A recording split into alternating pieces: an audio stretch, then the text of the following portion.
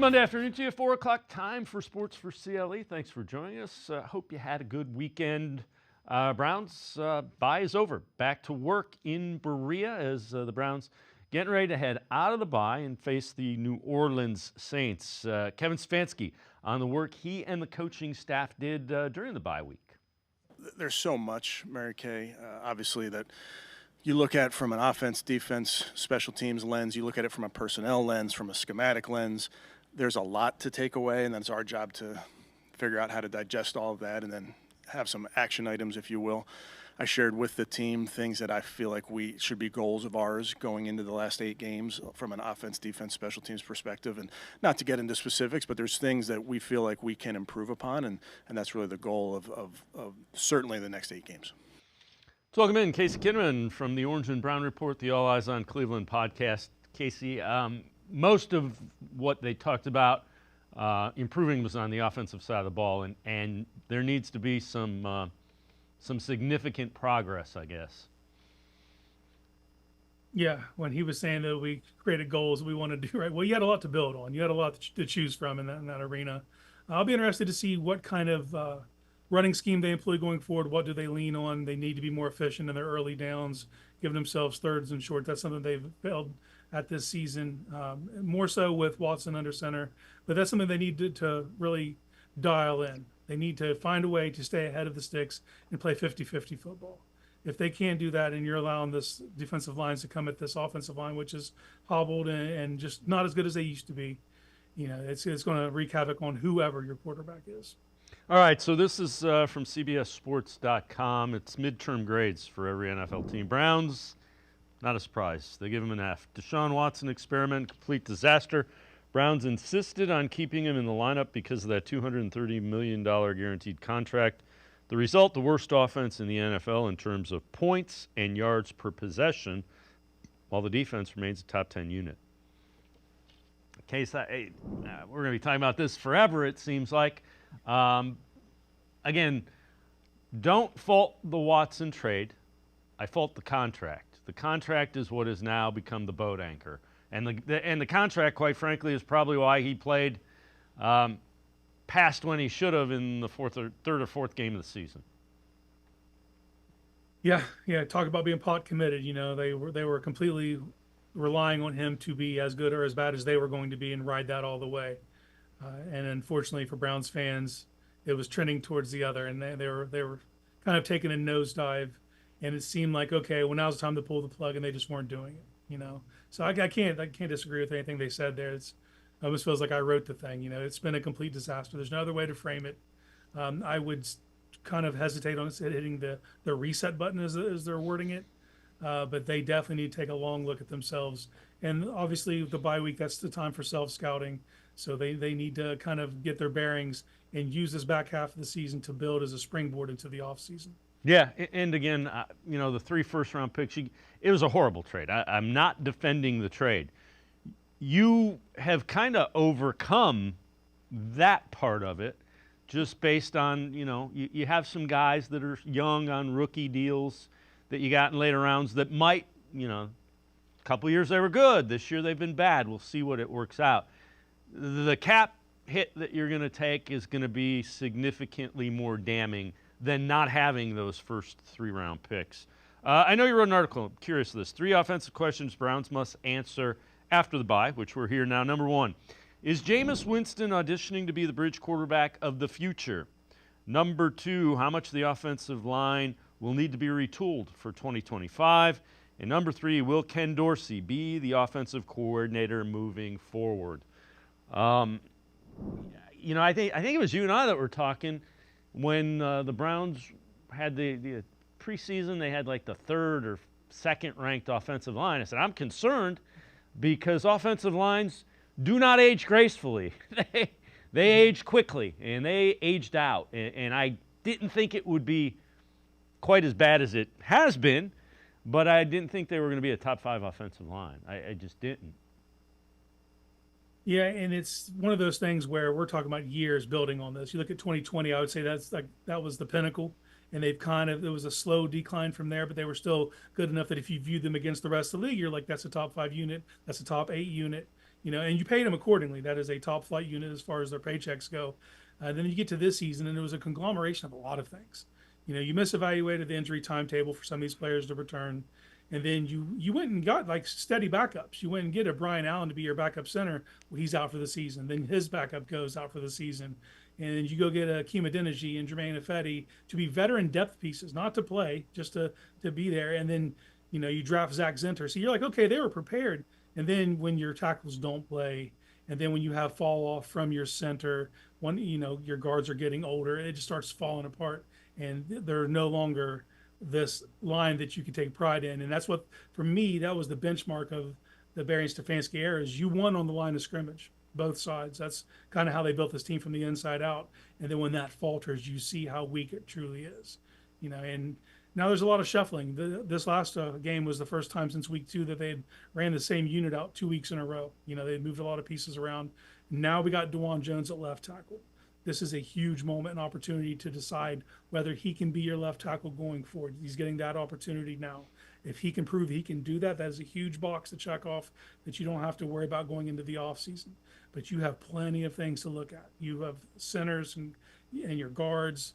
Definitely you need to bring people into this building, and if Joel decides to retire, is Zinter ready? He definitely, when he got his opportunity, his play strength really wasn't enough to anchor down and handle some of the bull rushing on the interior.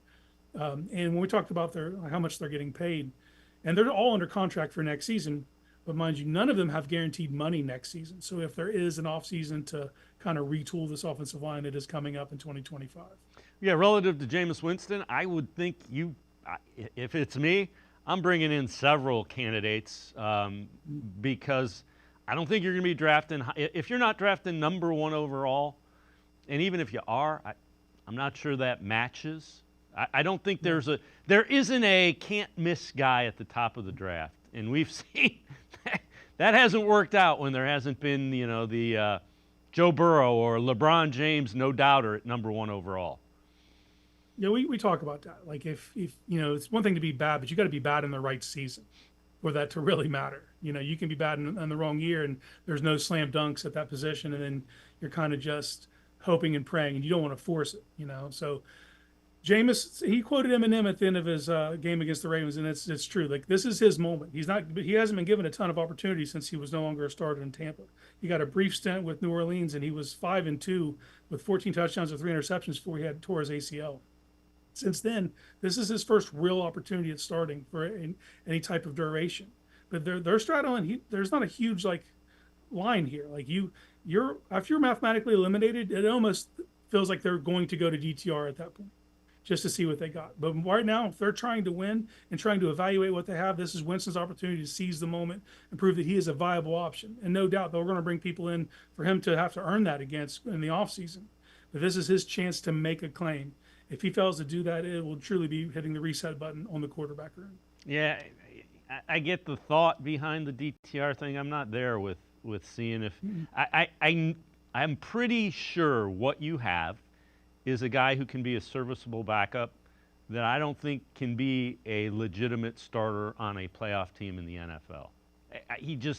I haven't seen the accuracy. I haven't seen the arm strength. He's athletic, but he's not really sound in the pocket. There's just the litany of things that I have questions about. And even if that's what he proves, even if you give him playing time and he proves that he can be a backup, they truly don't know what he is, And I understand that as far as players that are on your roster that can affect next year, he is one of them. So they kind of want to see what he is. But I at that point, I don't think you're evaluating the rest of the offense. You're just evaluating him. And I don't think they're to that tipping point yet. But they'll get there once they're mathematically eliminated. If they lose the 2 next games or just win 1 of 3, and all of a sudden it gets to that point, that's probably when Jameis gets the hook. So he's really got to go out there and show that he is of the level of an NFL caliber starting quarterback. And if not, they're going to bring everyone in they can, turn over every stone to try to find one. All right, so Kevin Stefanski was asked today about the Browns' inability to run the ball effectively this year. Again, I think it's such a multifaceted answer, Scott. I think bottom line is we need to get better. We have to run the ball way more efficiently than we are and find those explosives in the run game. We look at it from schemes, certainly what are the schemes that we are having some success in that we can lean into, that we can protect with different other schemes, if you will. There's certain things that you do and you do it well, then you want to also do this because it's going to protect that, whether it's a play action or those type of things. So we need to lean into the things that we feel our guys do best, but that is a major point of emphasis for us. So what they're talking about is complementary things that you can do to things you do well, and quite frankly, they haven't done enough well to have things that complement what they're doing well. Yeah, you can't build upon things that don't have a good foundation, and I think that's the most disappointing thing from pivoting away from Stefanski's offense, because his offense had those things built into it. So now you're trying to do this kind of from scratch, But it comes down to first and second down in this league. Like third down's the money down, but if you want to try to never even get to third down. You want to be efficient, stay ahead of the sticks, so defenses don't have a tell. And this team has just done a terrible job at that. Now we get Nick Chubb back on the second half of the season. As he gets healthier, gets his legs back under him, you might see a spark in that. And then also just this offensive line unit playing together. They've gotten 2 games in a row. See if they're going to get 3 games in a row. If they can get to 4 or 5, and you start to build on some concepts, understand their strengths, what they do well, and kind of rely on that. I would like to see a couple more pin pull type things implemented. DeJuan's not exceptional at zone blocking in the run game. He struggles on the second level. So you got to play to your players' strengths. But it's something that they've gotten away from. If you were to give the Kevin Stefanski offense an identity, running the football is at the very top of that list. And now that they've kind of switched over to this new scheme, their running game has just kind of been abysmal. All right, so Browns did practice today, and some good news. Jordan Hicks, who has been out, triceps elbow, back practicing. He's missed 4 of the last 5 games. They can certainly use him. Diabate has been fine, but, Hicks was a guy that was an upgrade and just hadn't been able to get on the field. Yeah, now that if you get Hicks back, you kind of get that leadership back with JOK sidelines. You could get a green dot in there and kind of take some of the emphasis. I still need to see Diabate out there, but I'm interested to see how they deploy him, because Hicks is probably going to take that Mike spot. And then you have Bush as well. Is Nathaniel Watson kind of get in the mix? It's an intriguing linebacker room. I think they can tread water while JOK's out. But it comes down to a few things, because we're not to that point yet, but there are certain players that you kind of want to get a litmus test on, and Diabate's been a surprising addition. I kind of want to see Nathaniel Watson just be implemented, get a little action as a Sam backer, and see what he can do to kind of help this team put a stop to the run game. Casey Kinnamon from the Orange and Brown Report, the All Eyes on Cleveland podcast. And I'm going to step aside, take a quick time out. We'll head to the voicemail of Truth and Reason when we return. Stay with us. I just picked up all the Ohio Lottery holiday scratch-offs. They're multiplying. Yeah, multiplying. With the chance to multiply my prize by 200 times with holiday bonus millions. No, they're multiplying. Oh, you're in a daze. A holidays. Snap out of it, because even if we don't win instantly, all the holiday games offer a second chance to win up to 1,000 times the price of the ticket. Wait, did you say up to 1,000 times? Sure did.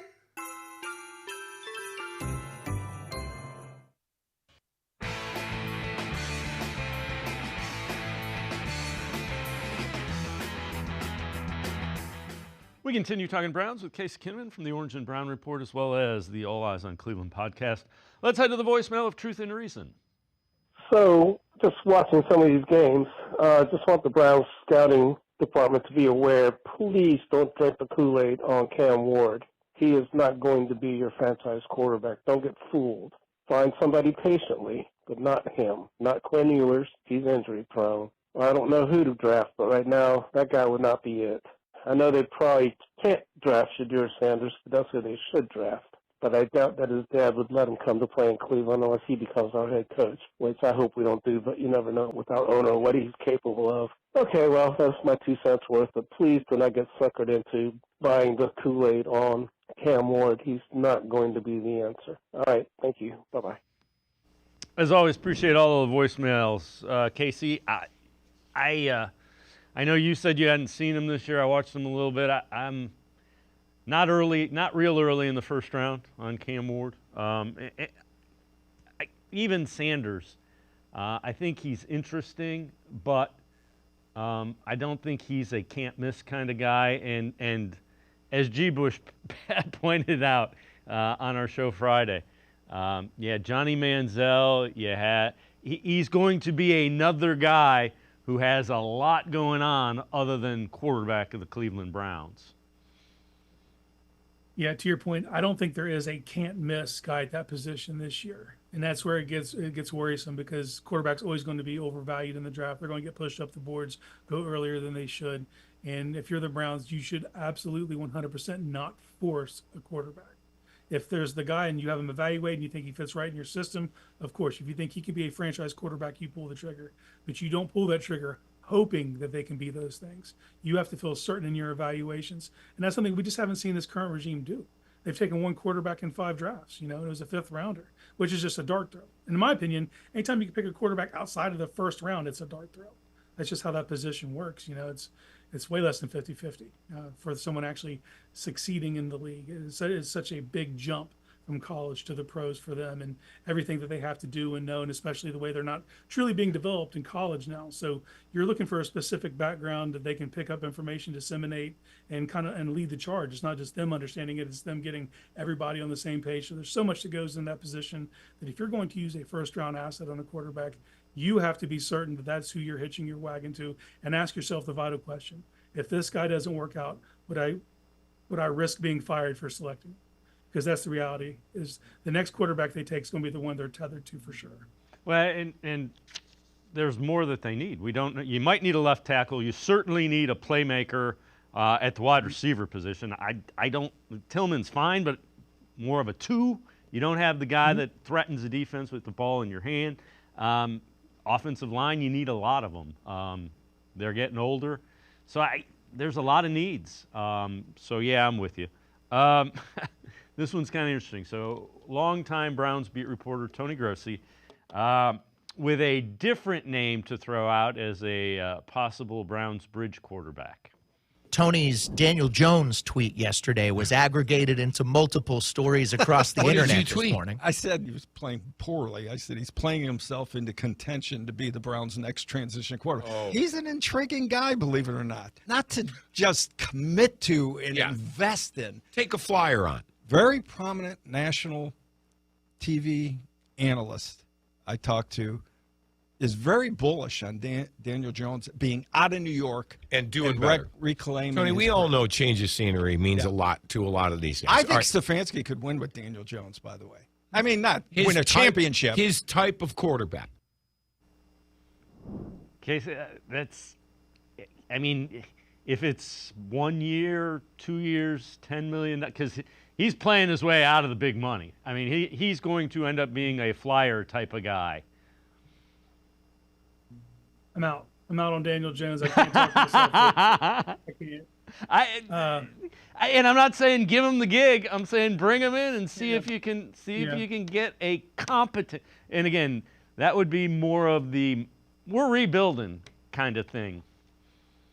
Yeah, and Tony said a statement there. He said, "I think Kevin Stefanski could win with him, not a championship, but could win." Well, we've seen that. We've seen him bring multiple quarterbacks in who they can win with. But not win because of, but you can get by. Daniel Jones might fit that bill. But me and Brad Ward did a exercise on All Eyes on Cleveland where we literally looked at every backup in the league and potential free agent and kind of just guys you'd be willing to take dart throws on, or guy maybe you could sneak a trade here or there. It's slim pickings out there. If you guys are hoping just for a savior. But see, what you've seen in the league recently is you've seen quarterbacks who were once, 1st-round picks. Their team gives up on them. They end up on another team or maybe a team after that, and they kind of have a resurgence. And you've seen a little bit of that. Now, some of that is fool's gold, and some of it actually takes hold. If you look at Geno Smith out in Seattle, I'm sure the people in Seattle weren't pumped when they signed Geno Smith. It was like, oh, here we go again. But then you see a guy who actually the light comes on, they get it, they can lead the team. All of a sudden, you're getting double-digit wins, and you can feel good about that guy going forward. But that also, you're also always kind of looking to replace that guy long term. So you might end up in a situation like that. But this is kind of the same situation we're in with Jameis right now. Yep. Was once thought of as the number 1 recruit in the country, Heisman winner, national champion, number 1 overall pick, falls from grace, could never come to prominence in New Orleans, so taking a shot on him. So you're kind of in that mold right now. So if you want to continue to bring guys of that ilk in until you find your long-term starter, it is what it is. I would just have a hard time wrapping my arms around a Daniel Jones. Yeah, no, I can't argue with that. I mean, Sam Darnold, who, I know he threw 3 interceptions, and Baker Mayfield come to mind. Those were guys that were taken high in the draft, didn't work out first and second stops, and have started to play better. All right. Browns have struggled to come up with explosive plays on offense. Nobody would argue with that. Kevin Stefanski about that today. Obviously, has a bunch of different reasons there, Daryl. I think staying on the field, converting on third downs gives you more opportunities, more turns, but it's never one thing. It's not just, hey, our play action shots, we need to hit them, or, hey, the run game, we got to come squirting out of there on one of those, or the screen game, whatever it is. I really think it's really everything. Kind of goes a little bit to what Mary Kay was asking about with takeaways. I think if you do your job and you don't go searching for them, typically those big plays show up because you're doing your job. Yeah, and we talked about it earlier in the show. You got to do your job on first and second down, so you're not third and forever. Third and a prayer, and it always feels like if there's anything over 3rd and 6, it's just a lost cause this season, But we did see some more explosions once Winston took over against the Ravens. You started to see the vertical elements of this game, and this team could be explosive and get some chunk plays. That needs to be a more regular thing. It always was in Stefanski's offense, and you primarily play action stuff. When everything looks the same till it's not. You catch a defense with a split-second hesitation, you can take those shots.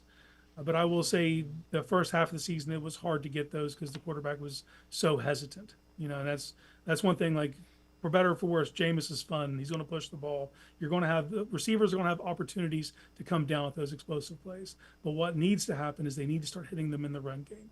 That's when things really start cooking, and you can really kind of dictate to a defense. Until then, it's kind of just in such a pass-happy league, it's easy to make those mistakes and throw interceptions when everyone knows you're throwing. So they have to start finding ways to get those in the run game and then really capitalize when they run play action and see if we can get some of these guys some deep shots like Jerry Jeudy, Jamari Thrash, Cedric Tillman. They have options. They just need to be able to unleash them. Casey Kinnamon from the Orange and Brown Report, as well as the All Eyes on Cleveland podcast, and I are going to step aside, take a quick time out. Back to the voicemail of Truth and Reason when we return. Come back to go forward. Back to learning new things. Back to pursuing your dreams. Tri-C has flexible learning options to fit your life. And every year, more than 1,000 local companies provide Tri-C students with real-world learning. The right education can boost your lifetime earning power by hundreds of thousands of dollars. Start now with a college education you can afford. Tri-C, where futures begin.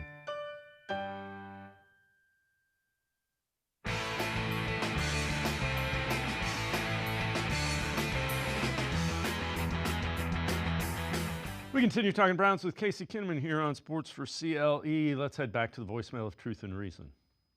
Hey, I'm a diehard Browns fan out here in L.A. I've been a Browns fan since I was a kid. We seem to be stuck on Kevin Stefanski. We have a guy who's 37 or 39-37 record, and is he really the guy you want to turn that team over for the next few years to rebuild? I haven't seen enough about Kevin Stefanski, even though he's won 2 Coach of the Year awards. What have we won lately? That's my question. Do we need to go in a different direction with a coach who is more offensive-minded and develops talent?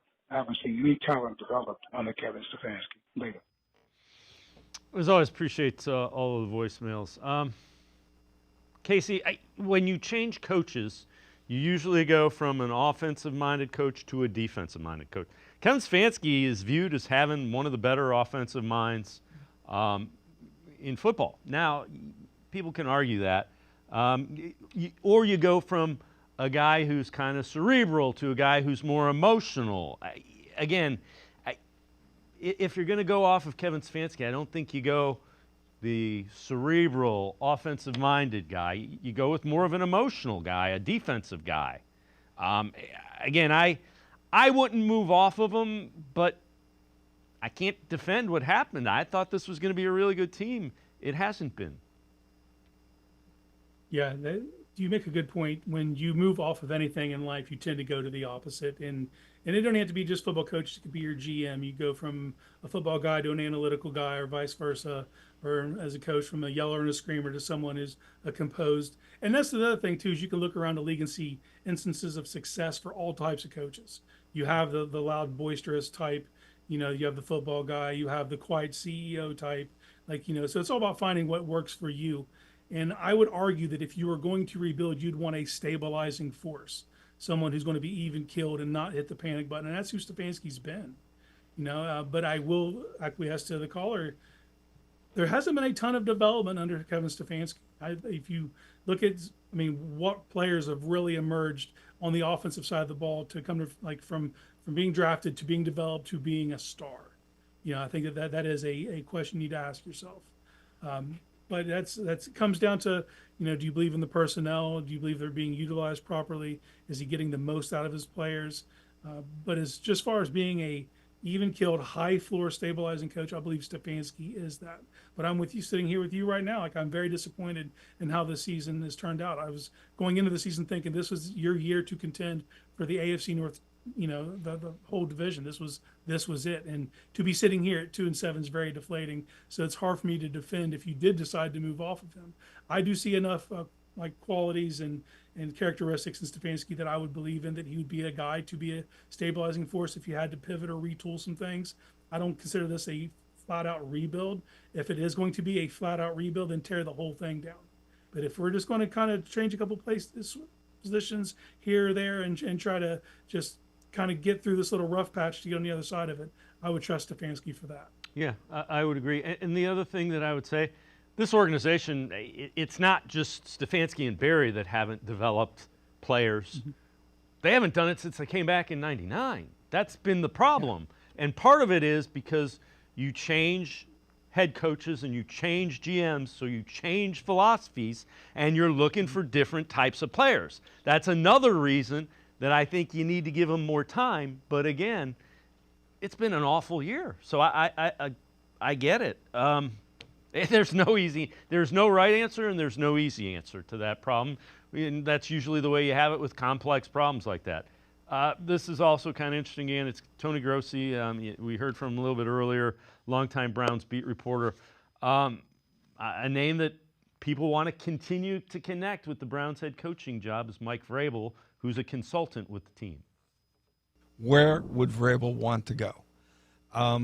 First of all, geography might be important to him. He might want to coach in Ohio. He's from Akron, but he's gotten to know everyone in that building, and either he likes it or he doesn't like it. He may like it. He may like the way they operate and just realizes this is a bad season. He's seen bad seasons before. Does he strike you as a guy that just likes to coach? Yeah. Yes. Just wants to coach football. And the other thing about him is he has not stepped on anyone's toes. He's done exactly what they've asked. The one thing I would say, he is different than Kevin Stefanski. And I'm not in any way saying I think he's a good football coach, but he would be a different type of voice. Yeah, the one thing, and I love Vrabes. Like, I was super on board when they brought him in. I just like him as a personality. I like the fact that he's going to be able to get in there and really mix it up with players. And it was a lot of fun to see in the preseason all the stuff that he was doing with the team. But make no mistake, the reason he's in Cleveland, they call it a consultant. It's like an internship, because he's not just doing the coaching stuff. He's learning from Andrew Barry. He's in the front office learning all the ins and outs, because I truly believe the next time Mike Vrabel gets an opportunity, he's going to want to run the entire show. That's why he's here learning. That's why he buckled up with the Browns and is learning all the front office stuff. I think he was disenchanted the way it went in Tennessee, and he had no control. And you saw it from the moment they traded A.J. Brown. That's kind of when the descent started over there. So I think the next time Vrabel gets an opportunity, he wants to buy the groceries and cook the food. So keep that in mind if you're looking to hire Mike Vrabel. All right, so this is kind of interesting as well. A young guy, you know, we talk about development. Here's a guy that they might be beginning to develop. Isaiah McGuire, 63 snaps, past 3 games, 8 pressures, 11 tackles, 2 TFLs, and a half sack. It's a guy that was a, middle-round pick, I guess we'll call him, who looks like he can play in the league. Yeah, second, 4th-round pick taken after DeJuan Jones in the 23 draft. And he was kind of afforded a different path because he didn't have to play right away, so he got to develop. So we really didn't know where he stood. We got to see him a little bit in the preseason, and it looked good, but then regular season came, and the usual suspects are getting in. They'd sprinkle him in, but now that he's seen an uptick in play, I think, like, of all the bright spots, I'm very intrigued with what Isaiah McGuire could be in this defense. So it was good to see him get his shot and do the most with it. So I know you also wrote an article kind of in companion with that. It looks like the Browns might be able to stop trying to find an edge rusher, on the free agent market, if you will, to pair with Myles Garrett. Take us through that. Yeah, ever since they drafted Myles Garrett, except for his rookie season when they had Emmanuel, after that they just started kind of renting veteran defensive ends, Olivier Vernon, who they had to trade for. And then he tore his Achilles in the 2020 regular season finale. Then the next year they used free agency to go after Jadeveon Clowney, which, if you remember that first season, it was a perfect match as far as his play style to what they do. And then they doubled up and re-signed him the second year. He quickly became disenchanted with his role in the team, and it just kind of fell flat from there. So they go back to the well again. They trade for another player, and they get Zadarius Smith. Kind of the same thing as Clowney. That first season, it went really well. He didn't have crazy sack numbers, but he was getting really good pressure, setting the edge and really being a good complement to what Myles does. But this whole time they've been wanting to get out of the rental business and actually develop their own homegrown talent on that side of the ball to give him a running mate. So in 2022, they draft Alex Wright. Very raw prospect. But when you talk about they have a type, he's the type, 6'6", 270. Like, he's exactly what they're looking for. But we knew he needed to be developed. Well, he didn't get that opportunity because of injuries and circumstance. He ended up on the field as a rookie and not looking too good. So it kind of left a negative impression with people. But you saw him in the last 2 seasons when he got opportunities, he looked like he belonged. And even this year, right before he tore his triceps, was really coming on strong. If you think back to that safety he had against Jacksonville, kind of showing you the complete skill set, reducing down inside, beating a guy with a swim move and stiff arming another, and really collapsing and finishing plays. He's definitely a force. And now that they've traded Zadarius and Alex Wright, you're actually getting to see it from Isaiah McGuire, who's been one of the best run defenders in the leagues in his limited time playing. And he provides pressure, and he's that same 6'5", 271. Like, he's definitely a physical presence out there. And we need to see him build on that in the second half of the season. But I believe the Browns have put themselves in a position where they can finally stop renting guys and use their own homegrown talent to be that edge rusher next to Myles Garrett. We can think back to, like, Anthony Pleasant and Rob Burnett, what it meant to have those bookends. The Browns can get to that spot now. And then you throw in Ogbo Okoronkwo as a rotational, situational pass rusher, and that's problems for teams. And then I think the X factor is Michael Hall. Michael Hall can play a little bit of edge. I understand that most of his damage is going to come from the interior, but just having that guy that you can move around, I think you have plenty on your plate that you can go in the next season without having to rent somebody. Now, I do believe you still draft people, still bring them in, just keep trying to stockpile talent, but you've shown now that you can develop that in your defensive end room, and I think the Browns are right where they needed to be this whole time, is finding their own guys, developing them, and now they have someone that can grow with Myles Garrett. Casey Kinnamon from the Orange and Brown Report, the All Eyes on Cleveland podcast, and the Barking Browns podcast. And now I can step aside, take one more time out. Back to the voicemail of Truth and Reason when we return. The Ohio Lottery Partners in Education program is dedicated to recognizing exceptional students, teachers, and schools throughout Ohio.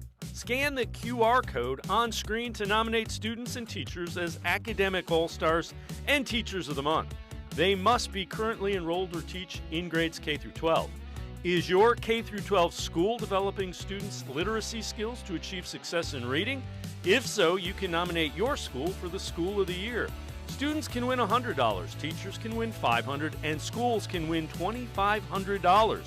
Scan the QR code, fill out the forms, and nominate deserving students, teachers, and schools today. The Ohio Lottery Partners in Education program takes pride in honoring exceptional students, teachers, and schools across Ohio. Submit your nomination today. It's fun, fast, and free.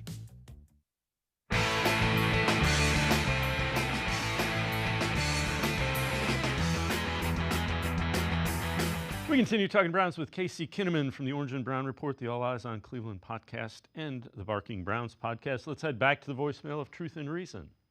I think the idea of a community-owned team like they have in Green Bay would be phenomenal. Phenomenal. We would win lots of championships. We would have the greatest fan base as well as ownership there is in the NFL. If Congress tries to stop us or something, I'm sure somewhere along the line we'll get some help. But this is a phenomenal idea. We haven't had anything like that since the 25 years between Paul Brown and Blanton Collier. Have a good day, sir. Thank you. As always, appreciate all the voicemails. Casey, the NFL grandfathered in community ownership of Green Bay. They don't allow that anymore. So not going to happen. It's in the bylaws of the NFL. I don't.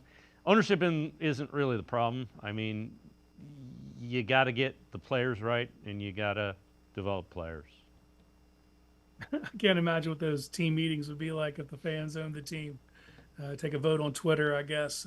But yeah, I agree with you. The ownership right now is not the problem. The ownership has been the problem in the past. We've seen instances we could definitely point to where they meddled too much, but we're not here right now. We're actually at a position right now where the owner is giving you everything they possibly can to help this team succeed. Yep. Could the owners meddle at the end of the season and change that narrative? They absolutely could. But as it stands right now, I'm not blaming ownership for any of the problems that we're facing on the field. It comes down to players and coaches and the 53-minute locker room and all the coaches that are kind of implementing schemes and game plans. That's who we need to get all on the same page. Yeah. But if they were selling ownership, I'd buy a stock. Yeah, the other thing is I get it. They're probably pointing. It's probably the underlying thing is the whole Deshaun Watson thing. I don't understand this point with the fans. They have an issue with the Indians because they don't, or the Guardians, excuse me, because they don't spend money. You've got an owner who is spending over $100 million more in real dollars than the next franchise, and you're not happy with them. Sure, there comes down to winning, Dave. I get it. It's winning or not winning. I get it. And no matter if you're not winning, whatever you're doing is the wrong thing. Yeah. If you're not winning, but people will still complain. Like, you're doing Moneyball stuff. It's like Moneyball doesn't spend $100 million more dollars than the next guy. No, so Moneyball is, that's shopping at Aldi's. Moneyball is, I'm going to give you $50 and you're going to give me a touchdown. But again, I get it. When you're not winning, everything and everyone is to blame. I'm with you. All right. Every team's biggest weakness and moves to make now, this from the Bleacher Report. For the Browns, they have the biggest weakness as quarterback. Nobody would argue that. Wide receiver number 2, I agree with that. Left tackle, we'll see. DeJuan Jones, if he can develop, that might help. Linebacker, interior defense, move to make now, manufacture some touches for Jamari Thrash. Has worked his way onto the field for some snaps, hasn't really been involved in the offense. Elijah Moore is a free agent. Browns will need a third receiver to step up. Thrash could be that guy. I would argue they need a number 1 receiver. Yes. Could it be Jerry Jeudy? Maybe. But you need a playmaker. David Njoku, I guess right now would be, if I'm a defensive guy and I'm looking at him like, man, that guy scares me with the ball in his hand. Other than that, there isn't anybody. Yeah, and we're seeing the development of Cedric Tillman before our very eyes, and we don't know what his ceiling is going to be, but he's looking like a promising player. But as we talked about earlier, he's more than likely a 2, which is also what Jeudy kind of is. And you can win. If you look at the Green Bay Packers right now, they have a whole wide receiver room full of 2s, and they're pretty dangerous, but that's, it's 4 or 5 guys deep. The Browns don't have that luxury. If you can go get a playmaker like McMillan out in Arizona, I think would be a phenomenal addition in the draft if you end up with one of them high picks. But there's never a bad year to draft a wide receiver. Let's put it that way. And if you want to especially take a swing in the first or second round, those are usually phenomenal athletes, and their development at an early age because of these 7-on-7 passing camps. They come in the league more ready than most positions to contribute at a high level. But when you look at that list they just showed, you can't argue with number 1 quarterback. Yes, you have to figure that out. And it doesn't even have to be your long-term option, but you have to find a viable option now. You can't wait. That's priority 1. A wide receiver. Left tackle could figure itself out. That would be a tremendous help. I would argue linebacker is not that big of a worry for me right now. Yep. With the development of Diabate, you got Hicks under contract. JOK, which I'm not even worried about when he comes back. I just need to get him completely healthy. When he's fully healthy, he is one of the very best linebackers in the league, so I'm not really worried there. And I've seen enough out of Michael Hall these last few games that I'm very intrigued what this interior defensive line is going to look like when he gets to be a full-time starter next to a Dalvin Tomlinson. So it's not as many needs as it feels like it is, but there are some definite things they need to come away with, and a playmaker and a quarterback are chief among those. Yeah, the problem is they're all on the same side of the ball, and it's the offensive side of the ball. So it's blocking, it's quarterback play, and it's playmakers. So that's why it seems like a pretty tall mountain. Case Kinnamon, is always great stuff. Appreciate the time and the insight. Thanks very much, Casey. Anytime, Dave. Thanks for having me. Casey Kinnamon, make sure you check him out. You can read him with the Orange and Brown Report. He is also the co-host of the All Eyes on Cleveland podcast and the Barking Browns podcast. We turn our attention to the Cavaliers' best record and some think best team in the NBA. Ethan Sands, Cavs beat reporter, straight ahead on Sports4CLE. Stay with us. Come back to go forward. Back to learning new things. Back to pursuing your dreams. Tri-C has flexible learning options to fit your life. And every year, more than 1,000 local companies provide Tri-C students with real-world learning. The right education can boost your lifetime earning power by hundreds of thousands of dollars. Start now with a college education you can afford. Tri-C, where futures begin. I just picked up all the Ohio Lottery holiday scratch-offs. They're multiplying. Yeah, multiplying. With the chance to multiply my prize by 200 times with holiday bonus millions. No, they're multiplying. Oh, you're in a daze. A holidays. Snap out of it, because even if we don't win instantly, all the holiday games offer a second chance to win up to 1,000 times the price of the ticket. Wait, did you say up to 1,000 times? Sure did.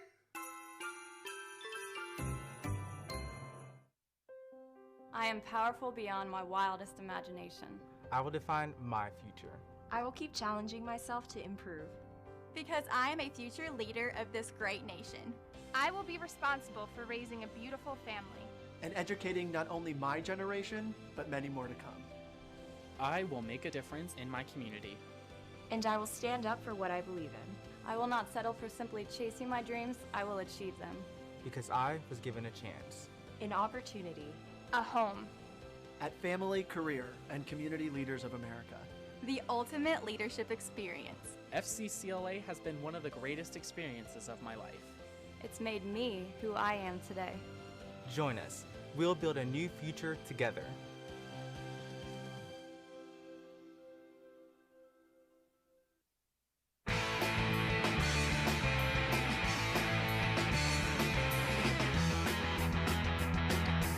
We turn our attention to the Cavaliers, 11-0 on the season, getting ready to play the Chicago Bulls tonight.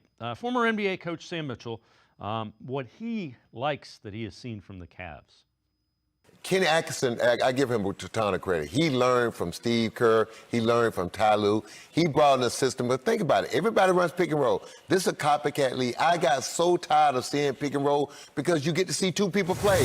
The other three guys don't get to do anything but stand and watch. The way they're playing now, this is basketball at its purest. And if you think about it, Smitty, this is how the game was played back in the day. People act like this is a new style of basketball. Go back and watch basketball in the 70s. In the 60s, passing and cutting, moving without the basketball. Everybody's playing, everybody's touching the basketball.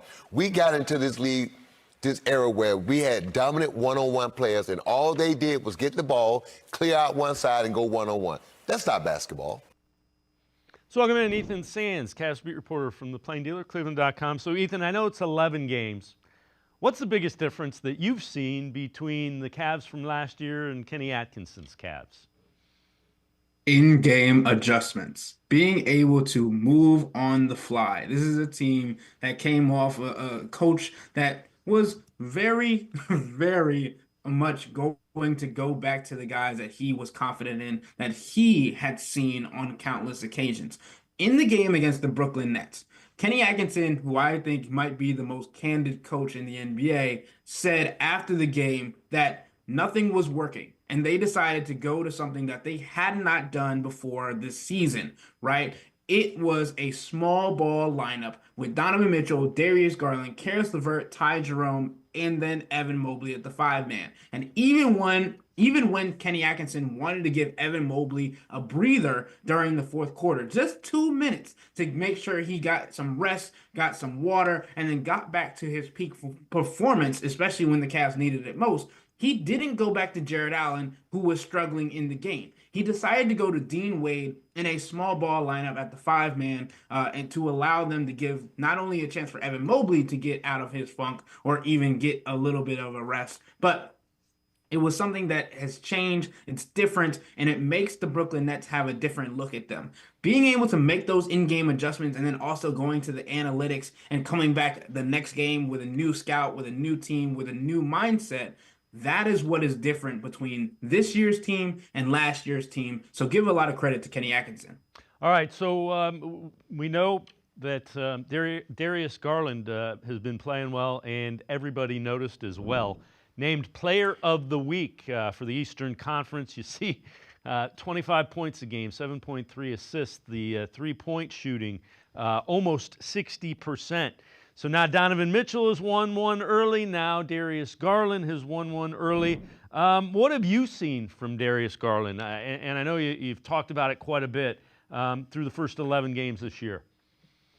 This is a reinvigorated point guard, someone that is playing with joy that we know he has played with in the past. And last season, like we've talked about a lot of different times, he was not himself, right? Dealing with a fractured jaw that made him drink out of a straw for weeks, and then also the loss of his grandmother. He is now playing freely. He's now playing back to his old self, having fun, doing celebrations. And he even told me after the game once that the celebration that he is now using as his signature, especially as he shoots 56.7% from three this past week, is his three-point celebration, which is a kiss to the sky, which gives celebration and love to his grandmother and grandfather who passed away. And it's a different level of mentality and strength, not only physical, but also mental, right? Because this is a guy who came off a season that he was being berated by NBA organizations, by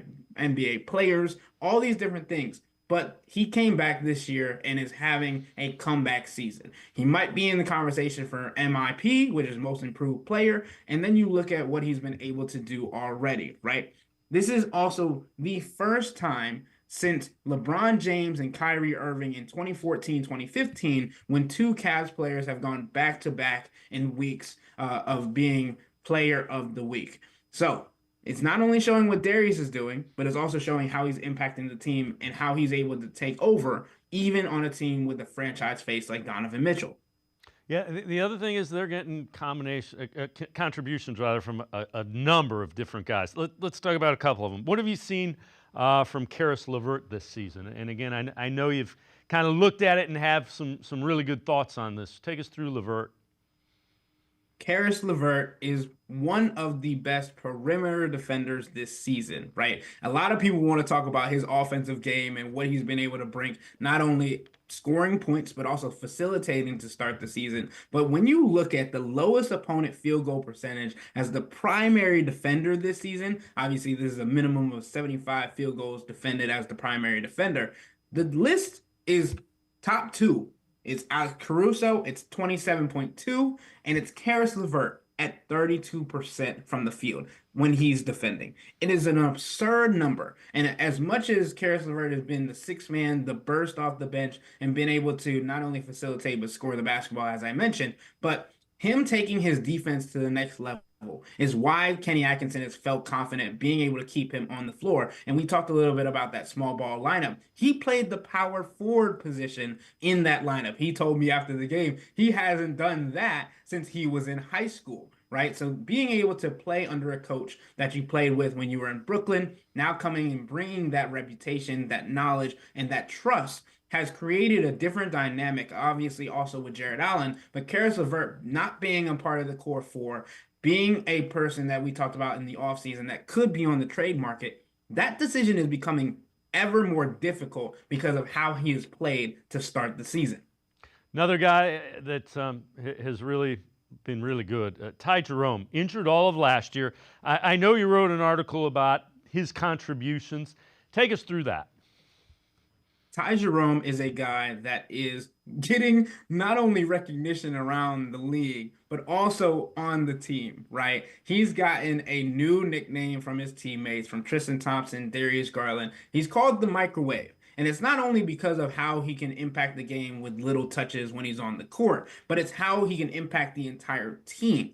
This is a guy that can do multiple things when it comes to the offense. When the Cavs have been stagnant like they were against the Brooklyn Nets, he was able to come in and set the tone in the fourth quarter. 2 defensive possessions. Again, we're talking about defense with guys who are known for offense. 2 defensive possessions where he was able to force a shot clock violation against Dennis Schroeder and then got a steal on the very next possession. Those 2 instances with 6 minutes left in the game were the tide turners for the Cavs. They also immediately led to buckets by Karis LeVert on the other end, ironic enough. But Ty Jerome is also the best player when it comes to running pick and rolls and getting points per possessions to start the season in the entire NBA. And he's playing less minutes than most of these guys. I think for me, Ty Jerome's impact, obviously we saw what he did against Golden State Warriors when he had 20 points and was 7 of 8 from the field and 3 of 3 from three-point range.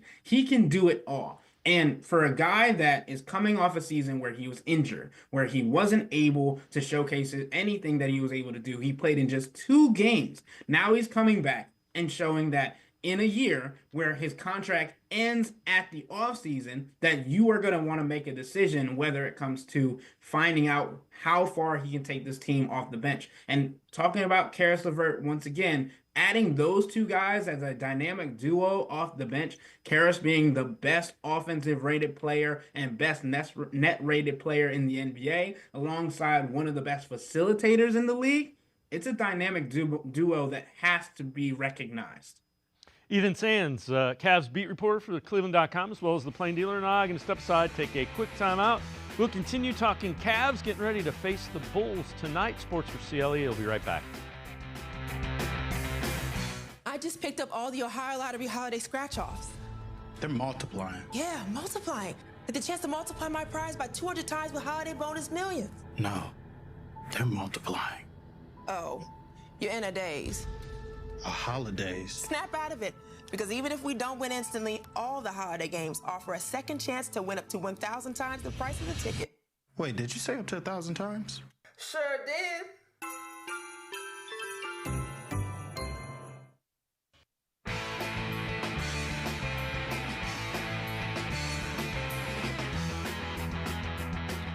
We continue talking Cavs with Ethan Sands from the Plain Dealer, cleveland.com. 3 takeaways from the Cavaliers is from NBA.com. Number 1, if there's an unsustainable aspect to the start, which the Cavs are trying to go to 12-0 tonight, it's certainly the league best 42.2% from three-point range. Number 2, Cavs starting lineup with Okoro as the 5th guy was outscored by 11 points in less than 10 minutes against Brooklyn, but they've now outscored their opponents by 28.3 points per 100 possessions in LeVert's 210 minutes. So we talked about LeVert earlier. Number 3, Darius Garland had only 20 against the Nets, having dropped 39 and 27 against Milwaukee and Golden State earlier in the week, but he was efficient. Now has an effective field goal percentage of 66%, up from 52.4 last season, which wasn't far off his mark the previous 2 years. So again, Garland playing really well. The three-point shooting, it's a point of emphasis. So yeah, it's 42%, probably not sustainable, but they're going to shoot better than they had in the previous years because they're getting open looks.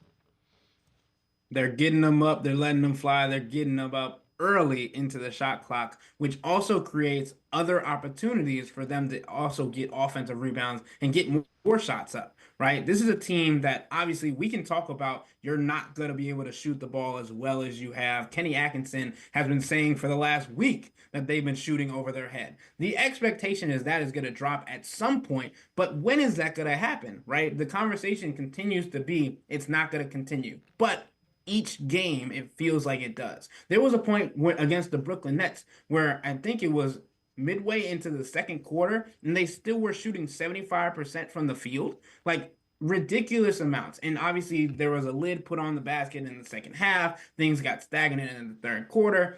But this is a team that's going to get up a lot of shots, like you mentioned. And if they're able to do that, they're able to be physical on the offensive glass, get rebounds, and then be working in that pace like we've talked about all season, getting up shots early into the shot clock, it's going to create more opportunities for them. And like you mentioned, even if they're not missing as many, if they're taking more, the percentage and the field goals are going to go up, and it's going to be even more valued for this team. Yeah, the other thing is they've said they want to maintain that defensive intensity, so that'll be important as well. We've mentioned a couple times, they're trying to improve to 12-0 this season, being the Cavs. First time they'll play against the Bulls. Cavs currently lead the NBA in offensive rating at 122.0 points. Points per game, 122.7. True shooting percentage, 63.8. Field goal percentage, 52.8. Three-point efficiency, which we mentioned, 42.2%.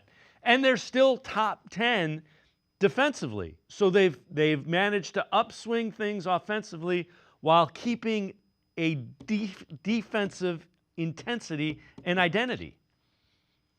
This is a team that is still trying to lean into its defensive identity. And it's helped. Obviously, we've talked about it since last year. You have the two bigs in the middle that are going to deter. It has allowed the guards to be even more aggressive at the point of attack. And I feel bad for other teams at times because even if they make a good move and get past Darius or Donovan, like, you're rewarded by getting to meet either Evan Mobley or Jared Allen at the rim. And when you talk about rim protection, right, Evan Mobley has averaged 8.1 defense at the rim to start the season per game. That field goal percentage for guys going up against him at the rim, 55.1%, which is not where you want to be. I believe that is third lowest in the NBA. And then you talk about creating those things into offense, defense to offense. Donovan Mitchell, Darius Garland being to use their IQ and getting into the passing lane and then creating offense like we talked about at the early shot clock attempts. We've seen a lot of guys that have been running to the corners, running to get to their spots, and either creating shots in the corners or even just walk up threes with Darius Garland or Donovan Mitchell bringing the ball up the floor. All right, so this is from NBA.com, NBA Power Rankings. Obviously, at 11-0, they have the Cavs #1 ahead of the Warriors, who are 8-2, and the Thunder, who are also 8-2. Cavs offensive rating, talked about it a couple times, 122.0, that's first. Defensive rating, 109.9, they're top 10, they're ninth. Net rating, plus 12.1, is second. There are so many analytical metrics that say they're playing better than anybody. And again, if you're that high offensively and you're a top 10 team defensively, that usually means you're going deep into the playoffs. Right, and the competition for the Cavs is the Boston Celtics. Right now, the conversation is they are in the same tier.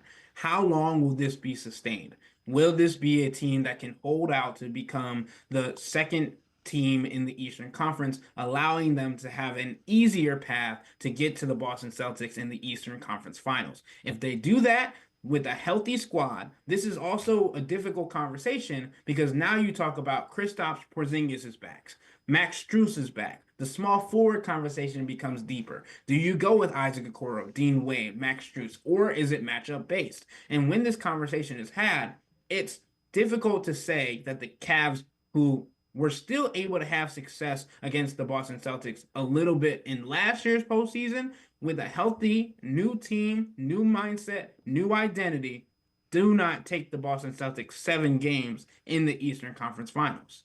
Yeah, that's an interesting matchup. You know, there are things that the Celtics will have to answer that the Cavs are doing this year, so it'll be interesting to say. Here's the thing, before I let you go, at what point in time do we stop saying, but it's early in the season? I mean, 11 games, they only play 82. We're playing number 12 tonight.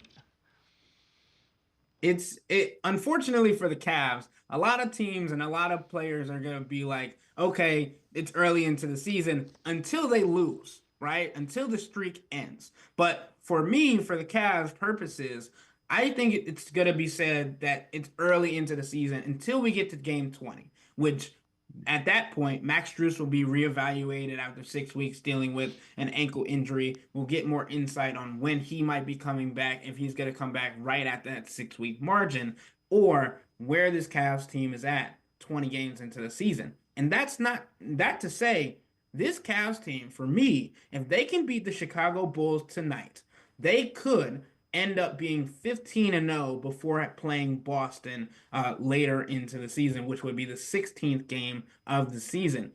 That's right around the corner, right? And the reason I'm saying the Chicago game tonight is so crucial is through 40 games in the season, the Cavs have 2 games where they'll be more rested than the other team.